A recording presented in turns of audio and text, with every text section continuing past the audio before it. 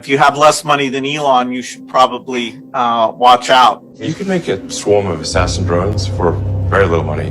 You're a supervillain. That's what a supervillain does.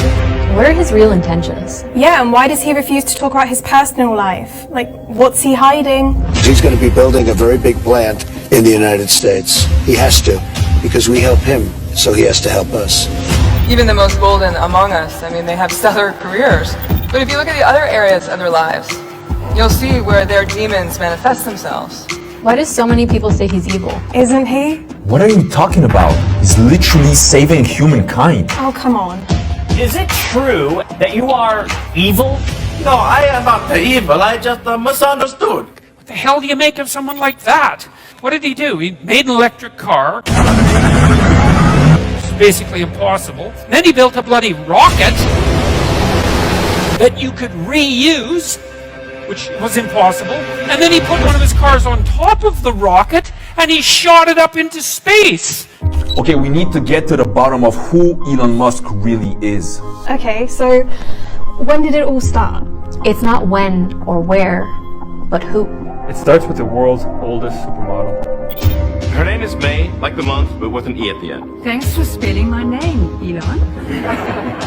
It says May Haldeman immigrated from Canada to South Africa in 1950. 20 years later, she married Elon Musk, and a year after that, in 1971, Elon was born.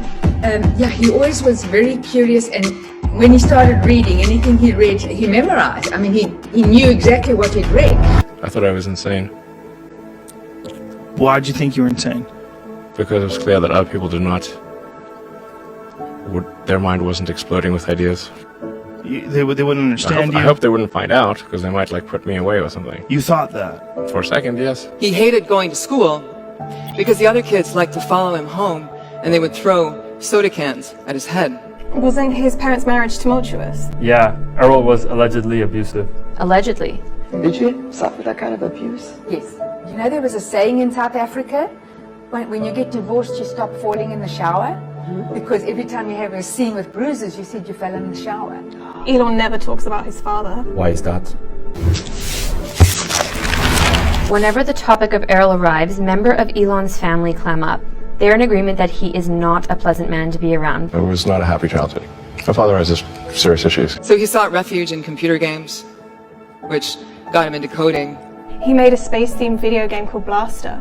What did video games do for you? And they made me want to learn how to program computers. Because then I thought, well, I could make my own games. You get to control something. Yeah, you can construct a little universe. When I was in high school, we called them geeks. And it was not a compliment. What is a geek? It's somebody who is obsessed with learning something, mastering a skill set or a body of knowledge, and would rather do that than develop social skills. I think on like Wikipedia it says that I was inspired by my father in terms of technology. This is actually not true. I think that needs to be corrected. He's somewhat of a Luddite, actually, in many respects, particularly computers. He didn't want to buy a computer and refused to use computers and said they would never amount to anything. As far as role models, Neil Armstrong was one of his heroes. That's one small step for man, one giant leap for mankind. Do you think, from your knowledge of the moon, having been there, that it is going to be possible in the foreseeable future to set up scientific bases there on anything like a large scale? Oh, I'm quite certain that we'll have such bases in our lifetime. That, right there, that's what gave Elon his purpose. when I was growing up, I'd read lots of books, and they were very often set in the United States. It seemed like a lot of new technology was being developed in the United States, so I thought, okay, I really want to work on new technology, so I want to get to Silicon Valley. Back in '95, there weren't very many people on the internet, and certainly nobody was making any money at all. Most people thought the internet was going to be a fad. In the following years, he founded Zip2 and then PayPal. So this is an ATM. What we're going to do is transform the traditional banking industry. I met him when I was 18, he was 19. We were at college. Science fiction novelist Justine Wilson. My fear is that we become spoiled brats, that we lose a sense of appreciation and perspective. How many kids did they have? 6. I'm only counting 5. I had a son who died at 10 weeks. It was called a SIDS-related incident. And I went to Burning Man, I think 6 times after that happened. And I had a ritual I would do.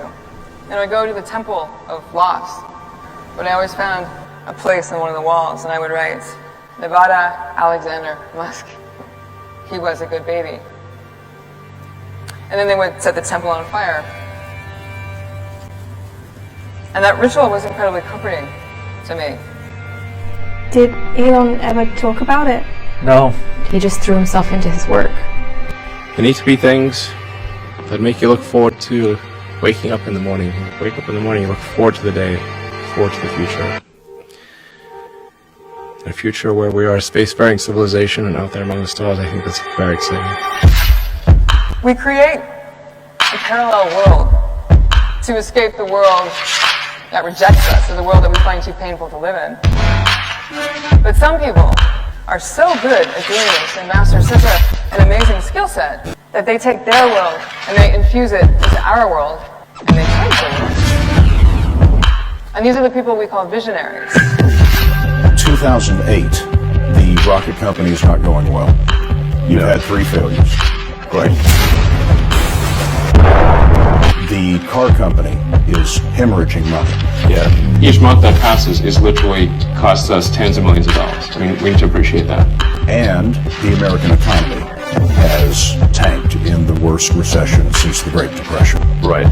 This is serious. This is a major threat for our economy. Move it there! What was that year like for you? And I'm getting divorced, by the way. That adds to that. And then came the betrayal. Who betrayed him? SpaceX's lack of experience bothers some NASA legends, like Apollo astronauts Neil Armstrong and Gene Cernan. But having cut my teeth in rockets more than 50 years ago, I am not confident. Now is the time to overrule this administration's pledge to mediocrity. You know, there are American heroes who don't like this idea. Neil Armstrong, Gene Cernan, and I wonder what you think of that. I was very sad to see that, because those guys are, those guys are heroes of mine, so it's really tough. They inspired you to do this, didn't they? Yes. And to see them casting stones in your direction. It's difficult. Did you expect them to cheer you on? So they're hoping they would. What are you trying to prove to them? I think he understood at that moment that he would never fit in. But I think people can choose to be not ordinary. You know, they can choose to not necessarily conform to the conventions that were taught to them by their parents. So yes, I think it's possible for ordinary people to choose to be extraordinary. But the edge can be a very interesting place to be. I mean, it can be lonely and painful and sometimes dangerous, and I don't mean to underplay any of that. But it's also the place where something is in the process of turning into something else. Revolution enters at the edges. Well, we've spent part, if not most, if not all of our lives trying to amputate those parts of ourselves that did not fit. You know, we've tried to be pleasing and we've tried to do what's expected, and we suck at it. And we eventually reach a point where we realize that we are so depressed or stuck or numbed out that the only way to save ourselves is to figure out how to be ourselves on purpose.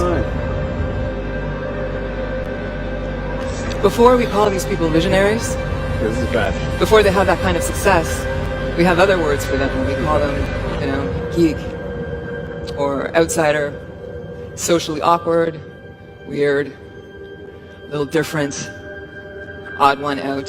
When critics say you can't do this, your answer to them is, we've done it.